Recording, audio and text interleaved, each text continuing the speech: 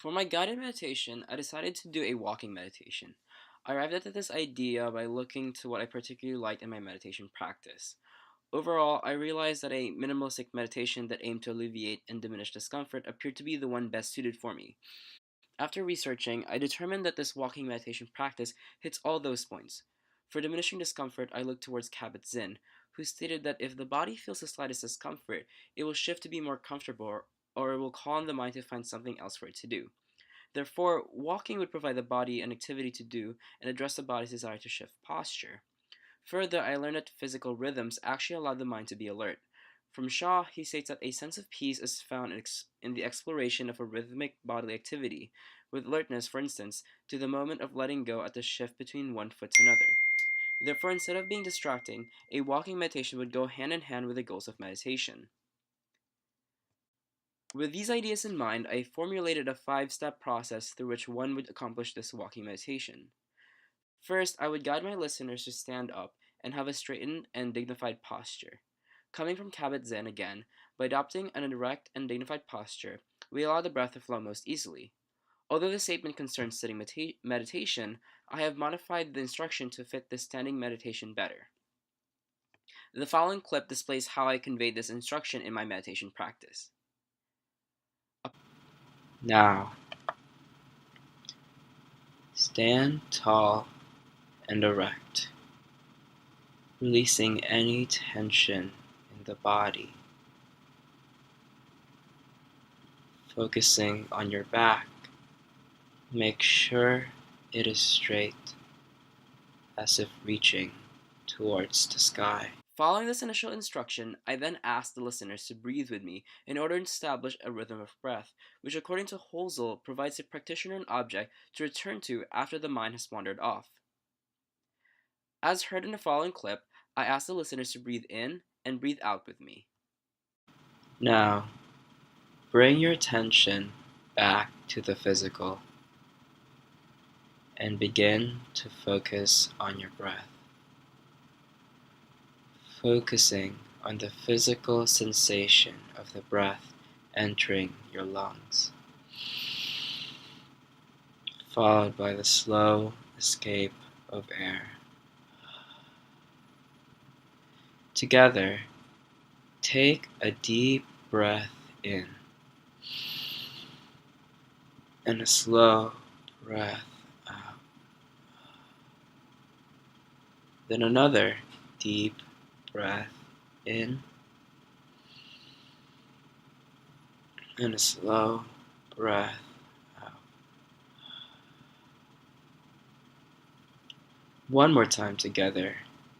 Deep breath in, slow breath out.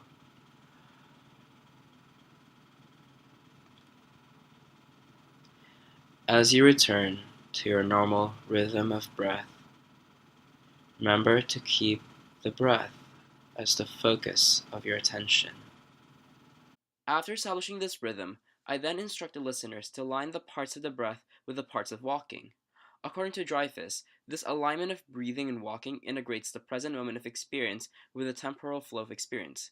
Jen Lamrimpa then further supports this alignment by stating that if one shifts awareness around, jumping from one object to another, this will prevent the arising of stability and fatigue in the mind. Therefore, the alignment of breathing and walking combines the two activities as a singular object that the practitioner can clearly keep as a sole focus of attention, instead of vacillating between focusing on walking and focusing on breathing. In the following clip, I accomplished this by asking the listeners to break down the act of walking into its various parts and accomplishing each activity with either an inhale or exhale of breath.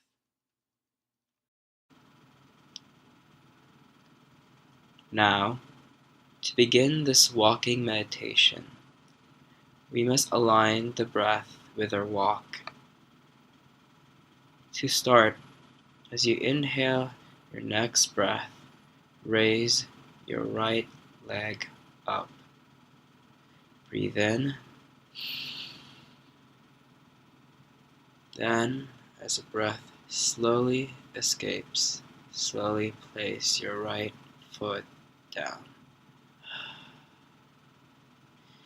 In your next inhale, raise your left foot this time. And as you exhale, place it down.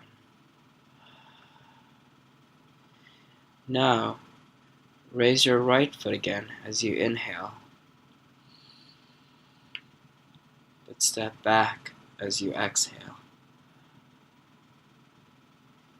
Repeat with the left foot as you inhale, and step back.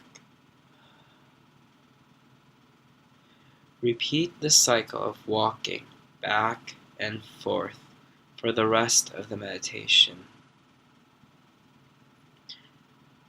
As you settle into your own rhythm, keep in mind the alignment of walking and breathing. The next step in this process concerns allowing the practitioner to settle into the meditation. To do so, my voice eventually fades into subtle ambient noise.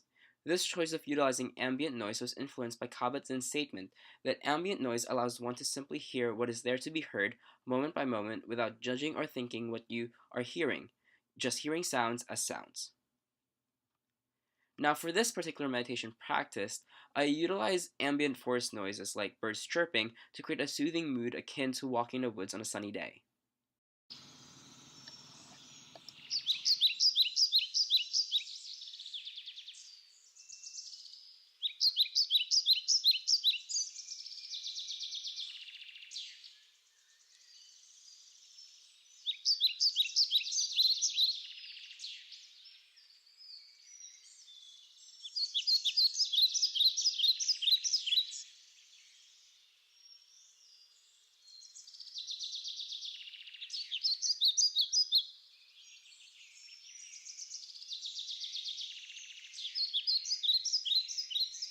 Now, after providing the listener ample time to practice this walking meditation, the meditation then transitions into the outro. This part of the process is simply the introduction in reverse, albeit in condensed form. This process begins by calling the practitioner's attention back to their breath, instead of their pace, as this could cause misalignment. Once again, I breathe with the listeners, and at the end, instruct them to end their walking with their final inhale. In the following clip, you can hear how this detailed outro plays out with the guided meditation. Now, bring your attention back to the breath.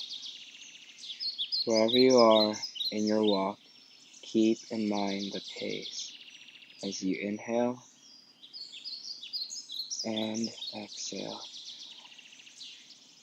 Keeping your walk, breathe deeply together. Deep breath in, slow breath out. Again, deep breath in, slow breath out. Breathing together one more time. End your walk with our last exhale. Deep breath in, long breath out.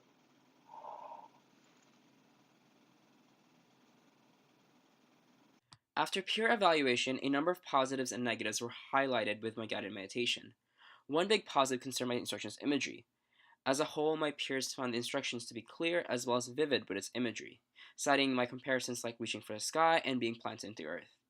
Further, the main avenue for improvement that they cited concerned the speed of my voice. Both of my peers found that I talked too slowly, bordering on condescension. Thus, altering the speed of my voice seems to be the main priority in improving my guided meditation. Overall, my friends found the idea to be interesting. However, on a practical and general practice, they unanimously agreed that it does not seem to translate well and would be too clunky for a classroom or a class to do on its own.